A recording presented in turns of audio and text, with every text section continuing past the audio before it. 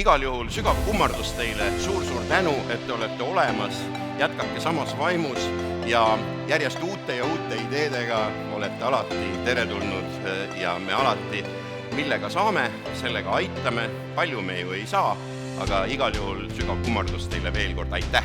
Tallinna linn tunnustab traditsiooniliselt eriauhindadega ka rakenduslikke teadustöid. Rakenduslik teadustöö 2020 koostöös TalTechiga. Robotlaev Nymo. Hurraa! Mida on antud teadustöö raames koostöö laiemalt pakkunud ülikoolile kui teadusasutusele ja teile kui töö autorile? Kõigepealt ma tänaksin Tallinna linnavalitsus sellise tunnustuse eest, et kaks ettevõtet, kes meil partneriks on selle projekti tegemisel, MEC inseneribüroo OÜ ja siis Hightech Camp OÜ, et ma tänan ka neid selle usalduse eest, et nad on sellise keeruka projekti meile nagu usaldanud. Mis me oleme õppinud, mis me oleme saanud sellest projektist, on kindlasti see väga suur kogemus. Me oleme palju teinud instituudis automaatika ja selliseid isesõitvaid süsteeme, aga mitte mere peal. Et see kogemus on hoopis midagi muud. Ja kindlasti me oleme saanud siit väga suure kogemusbaasi, et mingite järgmiste selliste projektidega ka edasi liikuda. Et ka see projekt muidugi jätkub, et nüüd juba hoopis teisel tasandil. Et praegu on tegemist prototüübiga, aga nüüd läheb lahti nii-öelda tootearendus. Kas ma saan aru õigesti, et selle robotlaevaga saan ma avada oma esimese äriettevõtte pakilaeva Viimsi ja Tallinna südalinna vahel, et saaks ka esimese oma raha teenida, sest ma näen siin, et sinna saab ju näiteks peale panna ikkagi ju Viimsis on rikkad inimesed, saaks paki peale panna, neile kohale viia, nii et ma ei pea meremehi palkama. On see võimalik?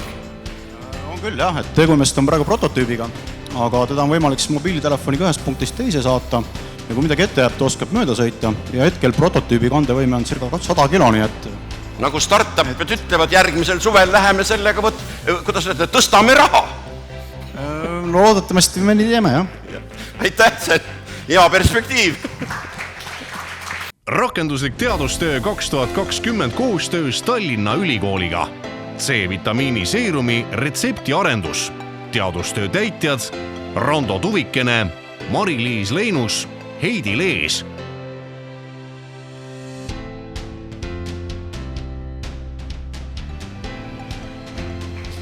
Hurraa! Millal siis ja kus koha pealt toodet osta saab? Hetkel on turule tulemine käsil, et veel osta ei saa kahjuks, aga juba varsti. Aitäh! Aitäh! Aga mina tahaks ka küsida, et kuna ma teadlastega saan arva kokku, et C-vitamiin ma tean aitab kõikide haiguste vastu, et selles mõttes te olete kindlasti väga õigel teel. Aga millal me võiksin tellida 430 000 tallinlasele koroonaviiruse vaktsiini? Millal te selle valmis saate? Meie kahjuks koroonaviirusega ei tegele, aga küllap juba peagi jõuab see turule. Aga kas me suudaks seda tegelikult ju ise ka välja mõelda või pingutaks? Kindlasti.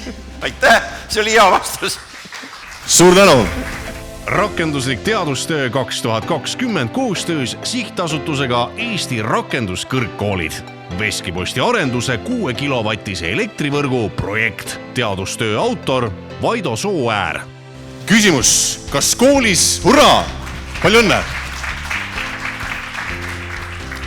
Kas koolis õpitu on praegusel ajal piisav, et oma teadmisi nii konkreetse väljundiga töö jaoks siis praktikas rakendada? Tuleb välja, et on. Suur tänu ja soovime edu! Aga mul on ka küsimus, et ma saan aru, et siin on ikkagi võimalik elektrit toota ka nagu kassa juurest lahkumata ehk koha peal.